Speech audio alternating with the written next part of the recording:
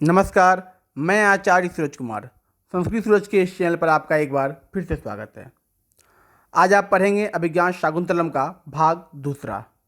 भाग पहला मैंने अपलोड किया हुआ था पिछले वीडियो में।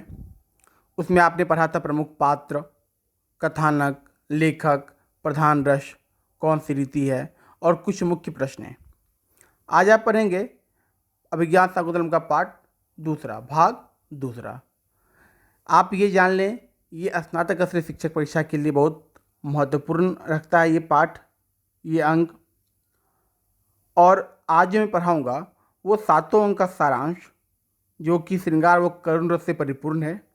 ये भी आपका स्नातक स्तरीय शिक्षक परीक्षा जो भी होती है पूरे इंडिया में, पूरे भारत में, उससे संबंधित रखेगा।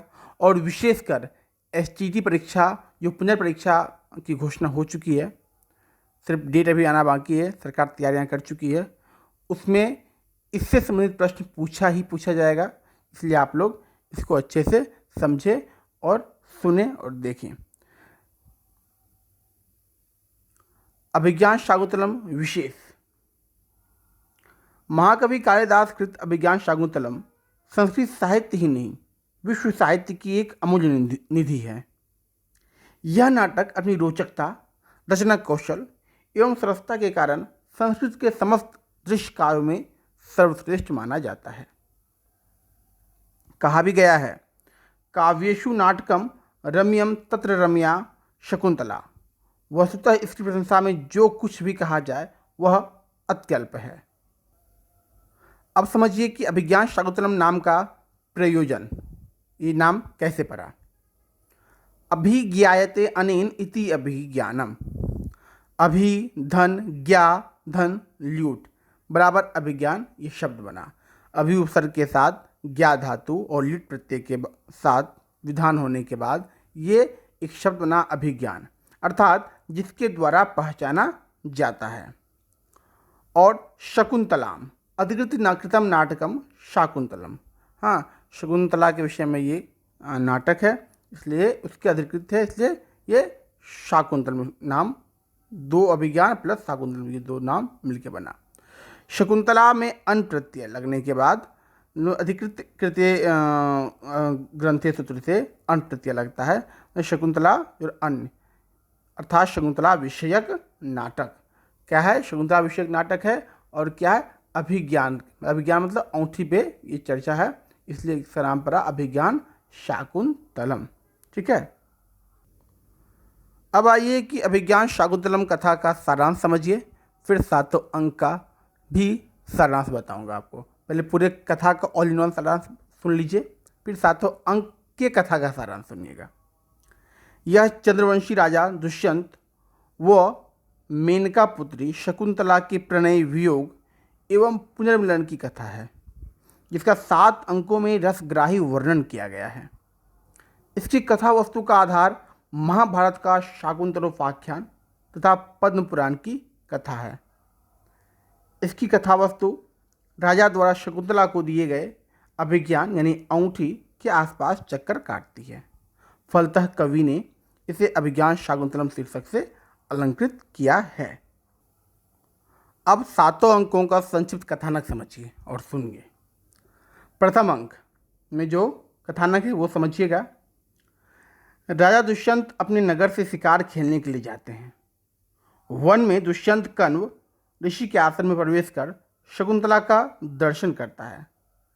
राजा जो है अपने को धर्माधिकारी बतलाते हैं और भ्रमण से शकुंतला की रक्षा करते हैं तथा शकुंतला के संबंध में भी पूरी जानकारी प्राप्त कर लेते हैं कि वह विश्वामित्र और मेनका की पुत्री है तथा कण्व द्वारा पालित पोषित है। शकुंतला और राजा एक दूसरे के गुणों पर मुग्ध हैं। इसमें एक प्रश्न मैं आपसे पूछ लेता हूँ।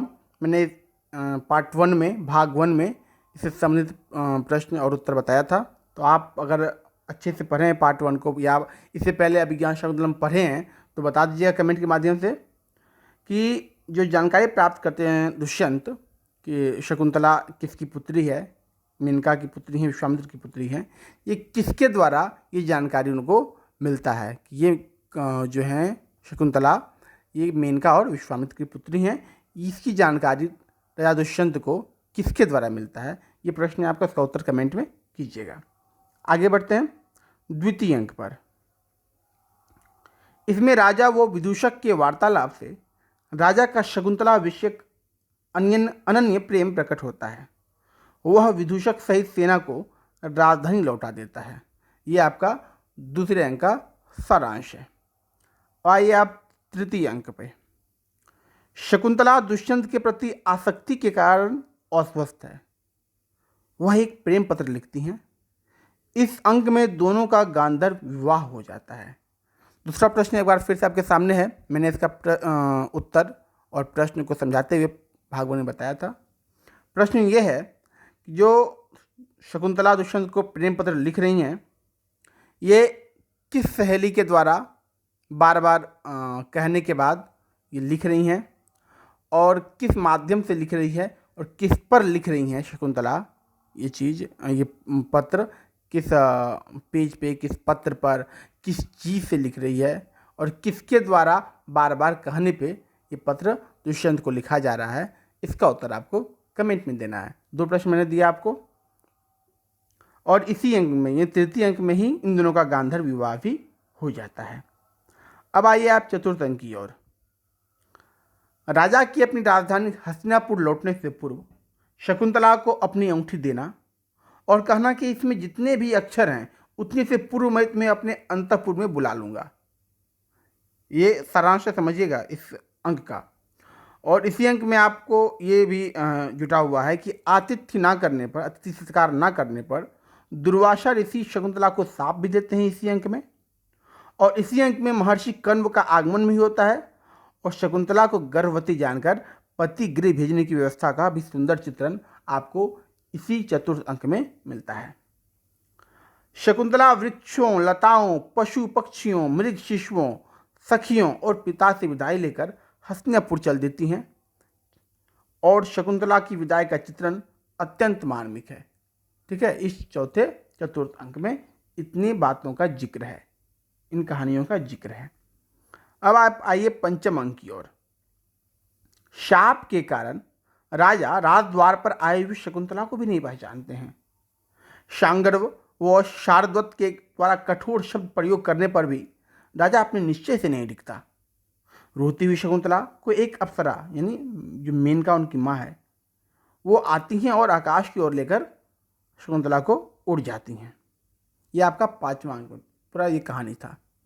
अब छठे अंक या षष्ठ अंक जो है उसका सारांश क्या है कहानी का, उसको समझिए।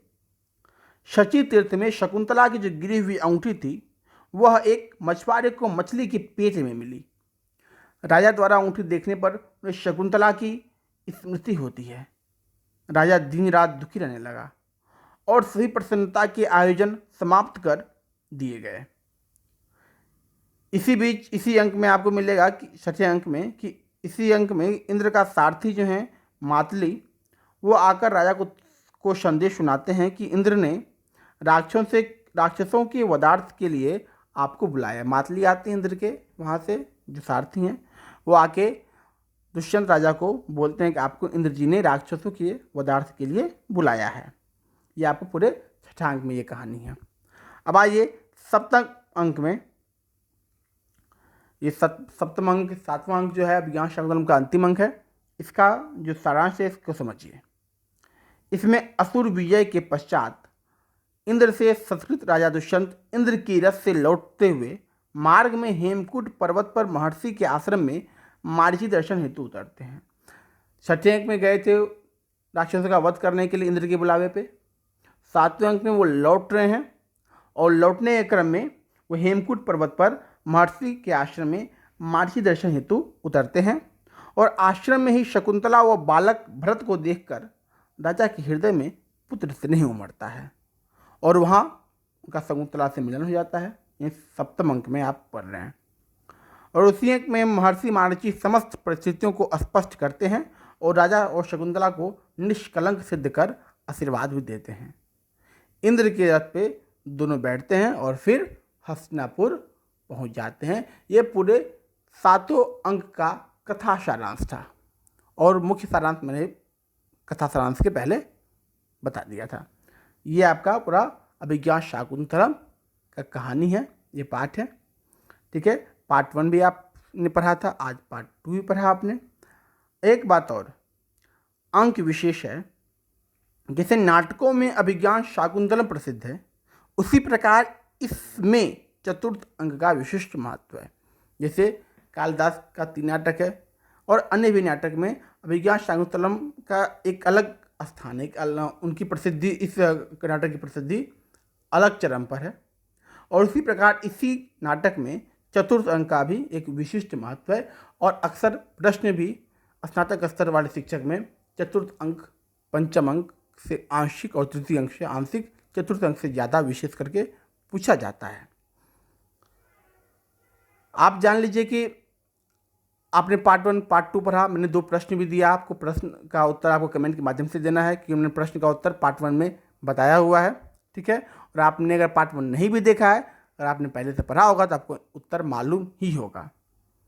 अब जो अगला अंक आएगा, अभिज्ञान शाकुंतलम भाग 3 जो आएगा, उसमें आएगा बहुविकल्पी प्रश्न रहेगा, जिसको मैं वाइट बोर्ड के माध्यम से पढ़ाऊँगा, बताऊँगा, उसमें आपको जवाब देना है। और संभवतः वो क्लास लाइव रहेगा, 1 या 2 दिन में मैं सूचना दे दूंगा व्हाट्सएप ग्रुप के माध्यम से, और या फिर कम्युनिटी के माध्यम से आपको यूट्यूब पे सूचना दूंगा कि कब वो बहुविकल्पी प्रश्न आपको करवाऊंगा। उसमें आपको रहना है, और आप रहते हैं तो अच्छा रहेगा आपके लिए भी, और मेरे लिए खुशी की बात होगी कितने साथी मेरे साथ जुड़ते हैं बहुविकल्पी प्रश्न के लिए। मैं समय दिन बता दूंगा आपको। ठीक है, जो मित्र व्हाट्सएप ग्रुप से जुड़े हैं अच्छी बात है, जो नहीं जुड़े हैं वो भी जुड़िए हमारे साथ। व्हाट्सएप नंबर हमारा नीचे डिस्क्रिप्शन में दिया हुआ है, तो मैसेज कीजिए अपना नाम और ज़िला, आपको हम जोड़ लेते हैं। फिर मिलते हैं आपसे नेक्स्ट वीडियो में, तब तक के लिए आपका नमस्कार।